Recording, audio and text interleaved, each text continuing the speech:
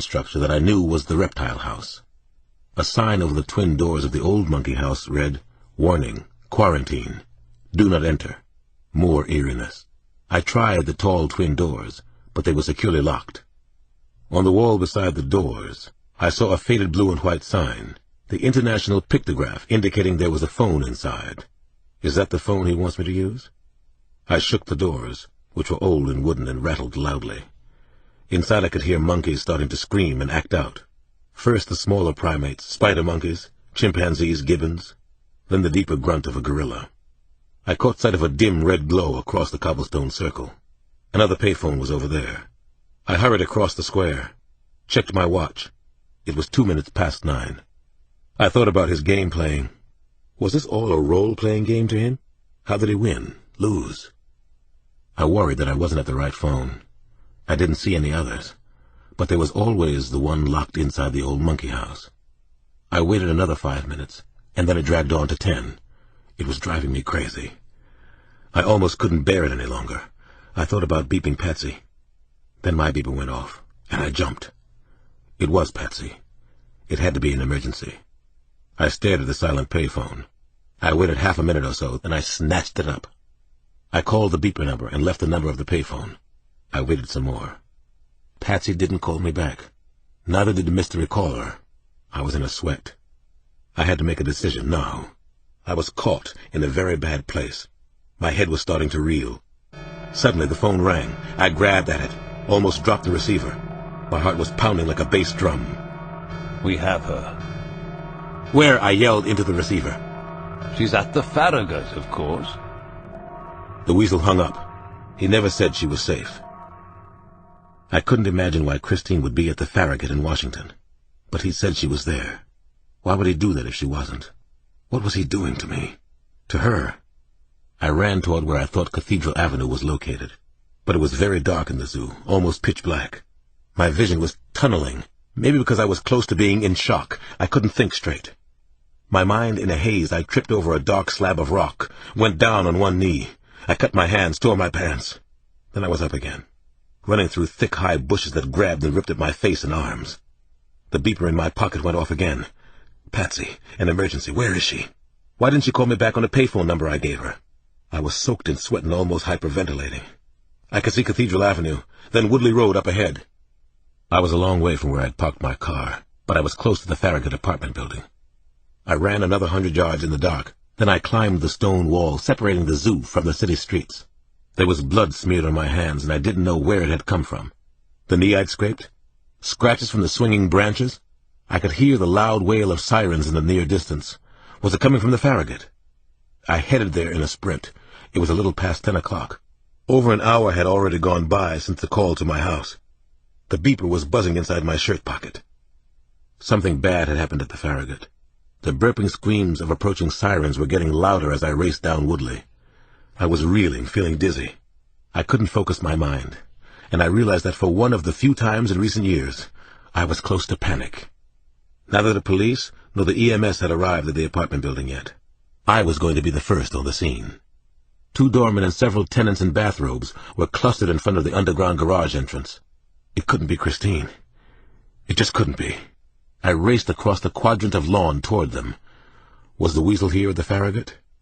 They saw me coming and looked as frightened as I felt inside. I must have been quite a sight.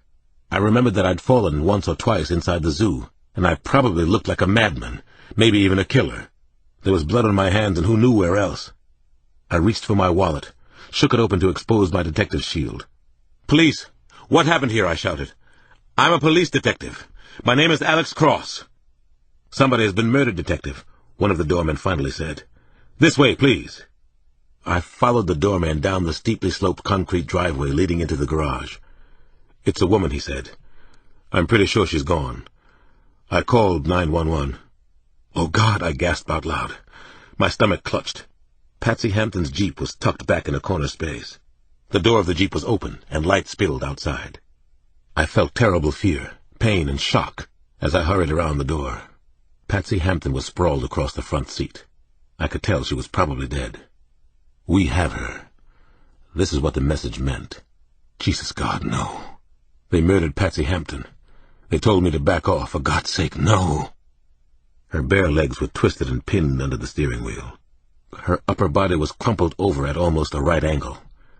Patsy's head was thrown back and lay partly off the seat, on the passenger side. Her blonde hair was matted with blood. Her vacant blue eyes stared up at me. Patsy was wearing a white knit sports shirt. There were deep lacerations around her throat. Bright red blood was still oozing from the wound. She was naked below the waist. I didn't see any other clothes anywhere. She might have been raped. I suspected that she'd been strangled with some kind of wire, and that she'd been dead for only a few minutes. A rope or garrote had been used in some of the Jane Doe murders. The Weasel liked to use his hands, to work close to his victims, possibly to watch and feel their pain, maybe even while he was sexually assaulting them. I saw what looked like paint chips around the deep, ugly neck wounds. Paint chips. I leaned back out of the Jeep. Is anyone else hurt? Have you checked? The doorman shook his head. No, I don't think so. I'll go look. Sirens finally screeched inside the garage. I saw red and blue lights flashing and whirling against the ceiling and walls. I looked around the garage. Up near the entrance I spotted Jeffrey Schaefer's sports car, the black Jaguar. He was here at the Farragut. Patsy must have followed him. I ran across the garage to the Jag. I felt the hood, then the exhaust pipe. Both were still warm. The car hadn't been in the garage very long. The doors were locked. I couldn't break in. I was all too aware of the search and seizure constraints. I stared inside the Jaguar. In the back seat I could see dress shirts on wire hangers. The hangers were white, and I thought of the chips in Detective Hampton's wounds. Had he strangled her with a hanger? Was Schaefer the Weasel? Was he still in the building? What about Christine? Was she here too? I said a few words to the patrolman who'd just arrived, the first on the scene after me. Then I took them with me. The helpful doorman told me which floor Schaefer's therapist's apartment was on. The number was 10D, the penthouse. Like all buildings in D.C., the Farragut was restricted to a height no greater than that of the Capitol Dome. I took the elevator with the two uniformed cops, both in their 20s, and both scared shitless, I bet. I was close to rage. I knew I had to be careful. I had to act professionally, to control my emotions somehow. If there was an arrest, there would be questions to answer, such as what was I doing here in the first place? Pitton would be on my case in a second. I talked to the policeman on the way up, more to calm myself than anything else. You okay, Detective? One of them asked. I'm fine, I'm all right. The killer might be still in the building. The victim was a detective, one of our own. She was on surveillance here. The suspect has a relationship with a woman upstairs. The faces of both young cops tightened. It was bad enough to have seen the murdered woman in the car, but to learn that she was a policewoman, a detective on surveillance, made it worse. Now, they were about to confront a cop killer. We hurried out of the elevator to apartment 10D. I led the way and pressed the bell. I saw what appeared to be drops of blood on the hallway carpet near the door. I noticed the blood on my hands. Saw the two cops staring at the blood. No answer from inside the apartment, so I pounded my fist on the door. Was everyone okay in there? Police, open up! DC Police! I could hear a woman shouting inside. I had my Glock out, the safety off. I was angry enough to kill Schaefer. I didn't know if I could hold myself back. The uniformed patrolmen took their pistols out of their holsters, too. After just a few seconds, I was ready to kick down the door, search and seizure constraints or no. I kept seeing Patsy Hampton's face, her dead vacant eyes, the savage wounds in her crushed throat. Finally, the door to the apartment slowly opened. A blonde woman was standing there. Dr. Cassidy, I assumed. She wore an expensive-looking light blue suit, with lots of gold buttons, but she was barefoot.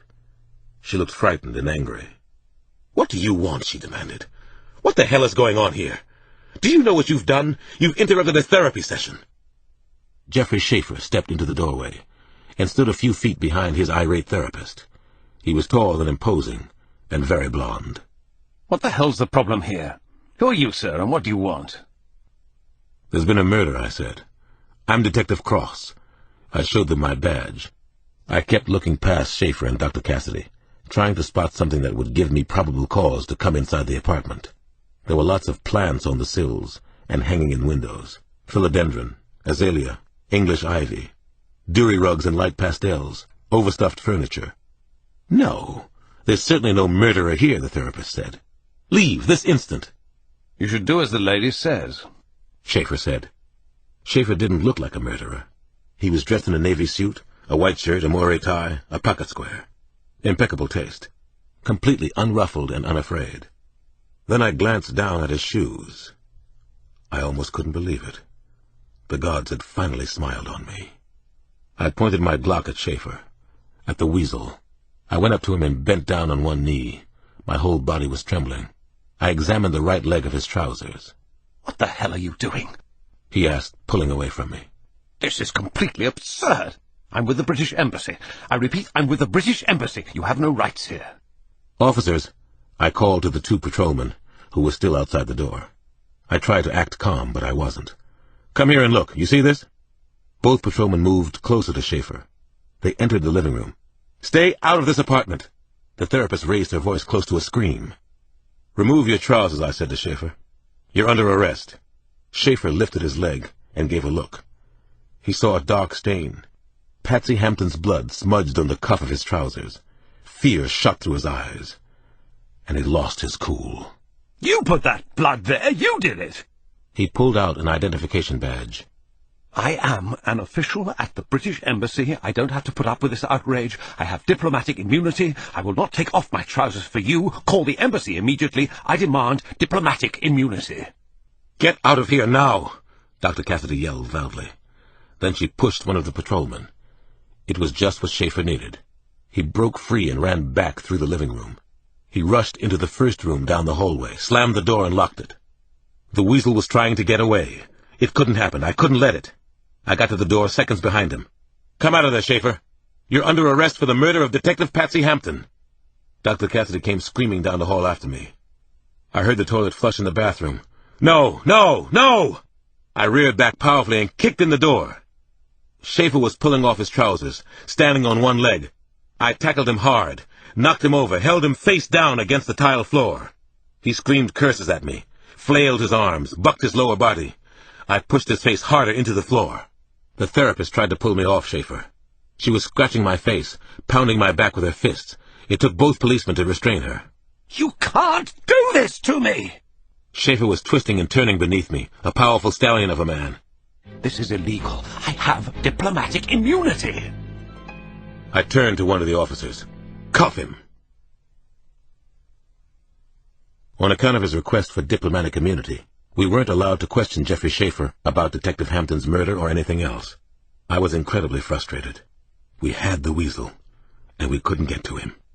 Investigators were lying in wait for me that morning at the station house, and I knew it was going to be a long and excruciating day. I was interviewed by Internal Affairs, by the city's chief counsel, and also by Mike Kersey from the district attorney's office. Pay no attention to the craziness everywhere around you, I reminded myself over and over. But my own good advice wasn't working too well. Around 3 o'clock, the district attorney himself showed up. Ron Coleman is a tall, slender, athletic-looking man. We had worked together many times when he was coming up in the DA's office. I had always found him to be conscientious, well-informed, and committed to rationality and sanity. He had never seemed very political, so it had come as a shock to almost everyone when Mayor Monroe appointed him the DA. Monroe loves to shock people, though. Coleman made an announcement. Mr. Schaefer already has an attorney, and he is one of the bright stars of our galaxy. He has retained none other than Jules Halpern. We're probably going to go with Kathy Fitzgibbon on our side. I think she's our best litigator. We'll back her up with Linda Cole and maybe Stephen Apt, who are also top-notch. That's my take on it as of this morning. I knew all 3 prosecutors, and they had good reputations, particularly Fitzgibbon. They were on the young side, but nonetheless tireless, smart, dedicated. A lot like Coleman himself. You sound like you're preparing for a war, Ron. He nodded. As I said, Jules Halpern is Schaefer's defense attorney. He rarely loses. In fact, I don't know if he's ever lost a big case like this one. He turns down all the losers, Alex. I looked directly into Coleman's dark eyes. We have Patsy Hampton's blood on the killer's clothes. We have blood on the bathroom drain. And I bet we'll have Schaefer's fingerprints somewhere in Hampton's car before the end of the day. We may have the wire hanger he used to strangle her. Ron? Yes, Alex, I know what you're going to say. I know your question. It's the same one I have. Schaefer has diplomatic immunity, so why bring in Jules Halpern? That's a very good goddamn question we both came up with. I suspect, Halpin's been hired to get us to drop the charges completely.